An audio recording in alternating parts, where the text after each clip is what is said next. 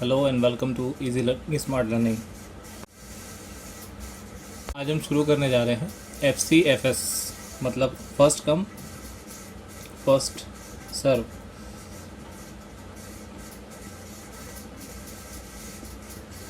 ये जो एल्गोरिथम है इसके 3 एडवांटेजेस हैं। सबसे पहला सिंपल है, दूसरा है इजी है और तीसरा है नॉन प्रिमिटिव है। नॉन प्रिमिटिव मतलब इसमें कोई प्रायोरिटी वाली बात नहीं आने वाली।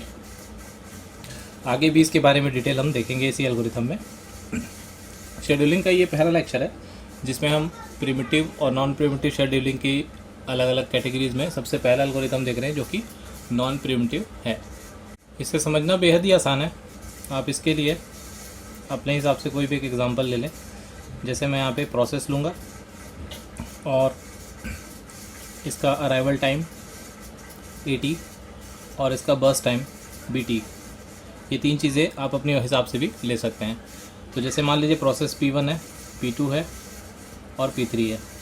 तो इसे पहले एग्जांपल से समझते हुए हम स्टार्ट कर रहे हैं जिसमें हम केवल 3 ही प्रोसेस ले रहे हैं ताकि बड़ी आसानी के साथ समझ में भी आए।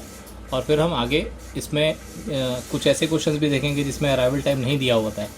तो ऐसे क्वेश्चंस भी पूछे जाते हैं जिसमें केवल प्रोसेस दी होती है और बर्स्ट टाइम दिया होता है। लेकिन कई क्वेश्चंस ऐसे आते हैं जिसमें अराइवल टाइम नहीं दिया होता है। हम मान ले रहे हैं कि इसमें अराइवल टाइम हमको दिया हुआ है। तो मान लीजिए इसका अराइवल टाइम है 0, इसका है 1 और इसका है मान लीजिए 2। इस तरीके से इसका अराइवल टाइम हम सेट कर देते हैं। अब मान लीजिए इसका बर्स्ट टाइम जो है वो है 2, इसका मान लेते हैं हम, इसका 3 है और इसका मान लेते हैं 4 है। तो ये जो बर्स्ट टाइम होती है वो क्या होता है, इतना टाइम इसको लगेगा ही अपना काम ख़त्म करने में, इतना देर इसको CPU ऑक्यूपाई करना है। और प्रिमिटिव शेड्यूलिंग है ये नॉन प्रिमिटिव शेड्यूलिंग है। इसका मतलब ये है कि ये जब भी स्टार्ट होगी प्रोसेस तो ये इतने देर तक CPU को बिज़ी रखने वाली है। तो अब हमको जो FCFS के न्यूमेरिकल्स होते हैं उसमें करना क्या होता है, हमें इसमें बहुत सारी चीज़ें कैलकुलेट करनी होती है।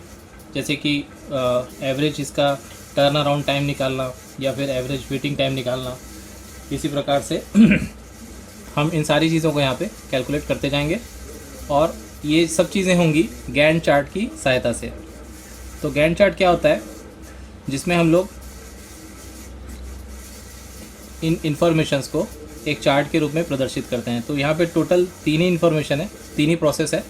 तो चार्ट जो है छोटा सा बनेगा। तो चलिए शुरू करते हैं। सबसे पहले हम यहाँ पे हमारी प्रोसेस कहाँ से स्टार्ट हो रही है वो देखते हैं। तो हमारी प्रोसेस ये 0 से स्टार्ट हो रही है जिसमें पहली प्रोसेस है P1। तो यहाँ पे हम लिख देते हैं P1। इसे कंप्लीट करने में कितना टाइम लग रहा है, तो आप बोलेंगे से फॉर एग्जांपल यहाँ पे 2 सेकंड का टाइम हमें लग रहा है। तो हम यहाँ पे लिख देंगे डायरेक्टली 2। अब देखिए इसका अराइवल जो था वो 0 था और बस टाइम कितना था, 2 था।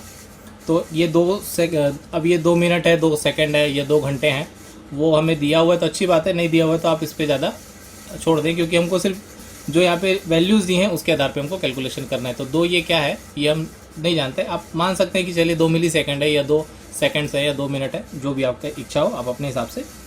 अगर दिया हुआ है तो अच्छी बात है, नहीं दिया हुआ है तो आप इसे एज इट इज़ कैलकुलेट करेंगे। ओके, तो अब अगली प्रोसेस है P2।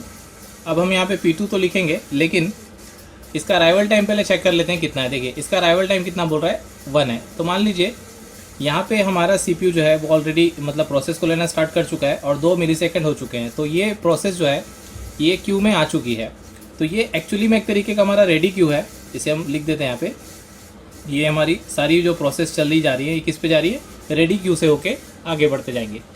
तो यहाँ पे जो टाइम लिखा हुआ है 1, ये एक्चुअली में 1 कोई सीक्वेंस नहीं है। ये मान लीजिए अगर 3 होता, थोड़ी देर के लिए अगर मैं इसे चेंज करके इसे क्या कर दूँ, 3 कर दूँ, तो आपको ज़्यादा अच्छे समझ में आएगा।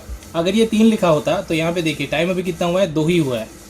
तो आप यहाँ पे 1 सेकंड तक कुछ कर ही नहीं सकते क्योंकि ये नॉन प्रिमिटिव शेड्यूलिंग है। तो भले आपका 1 सेकंड जो है वो CPU क्या रहे, ब्लैंक रहे, लेकिन तब तक आपको क्या करना पड़ेगा, चूँकि इसका अराइवल टाइम कितना है, 3 है, तो आपको 3 तक खाली रहना ही पड़ेगा। उसके बाद में फिर ये आगे बढ़ेगा। लेकिन अब चूँकि हमने यहाँ पे क्या लिख के रखा है, 1 लिख के रखा है, तो यहाँ पे 1 लिखा है। वैसे क्लीन कर देता हूँ। ओके, तो हमारा क्वेश्चन वापस वैसे ही हो गया कि यहाँ पे इसका अराइवल टाइम 1 है। तो इसका मतलब ये कि प्रोसेस ऑलरेडी अराइव हो चुकी है, मतलब इसी दौरान ही प्रोसेस क्यू में आने के लिए रेडी है, मतलब रेडी क्यू में आने के लिए तैयार है, ये बोल सकते हैं हम। तो इसलिए ये P2 यहाँ पे आएगी और P2 को बस्ट होने में कितना टाइम लग रहा है, 3 मिली सेकेंड मान लीजिए लग रहा है। तो 2 और 3 5 मिल के कितना, 2 और 3 मिल के कितने हो जाएंगे, 5 हो जाएंगे।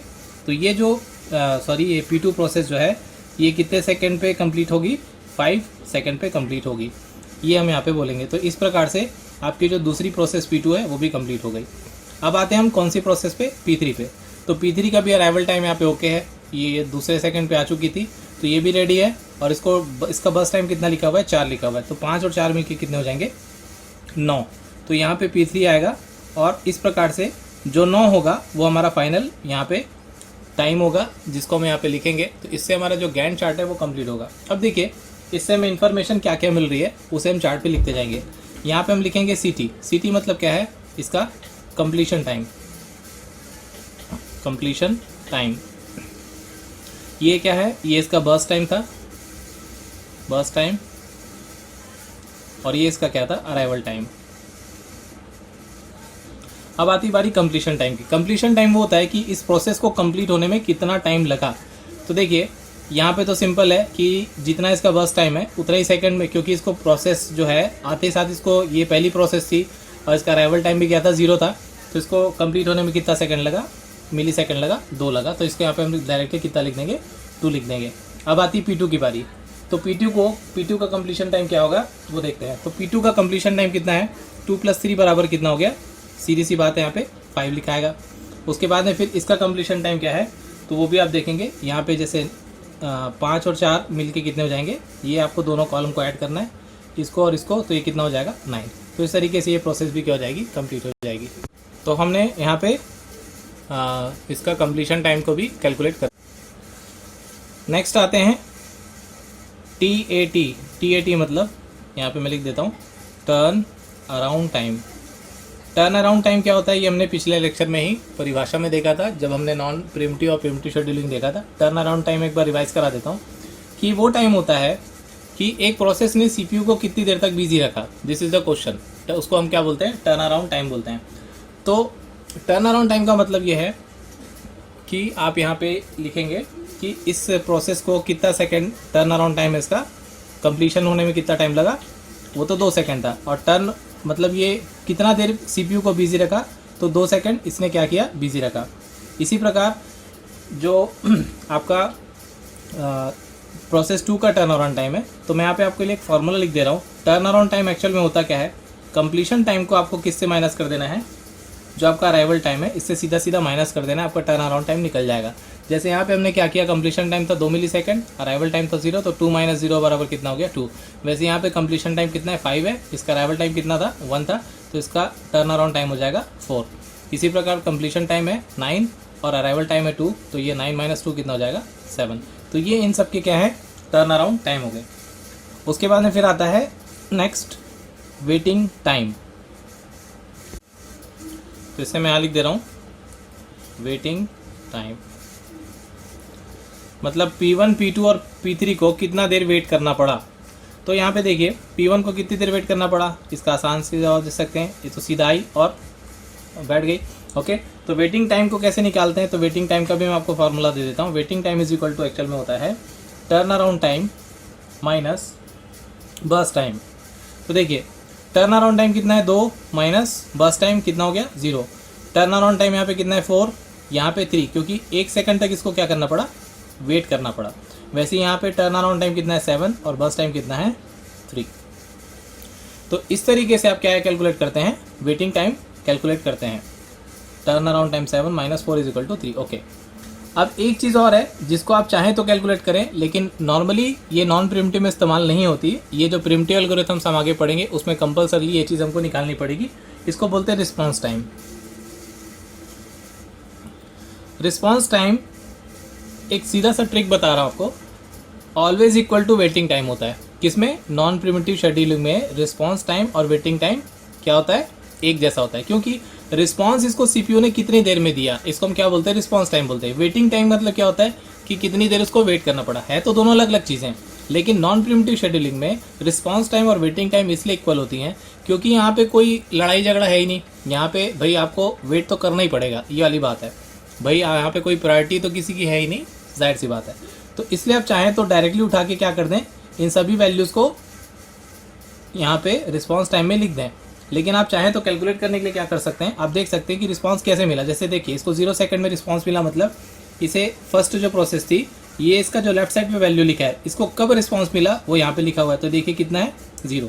अब यहाँ पे देखिए क्या लिखा हुआ है, इसको रिस्पॉन्स कब मिला।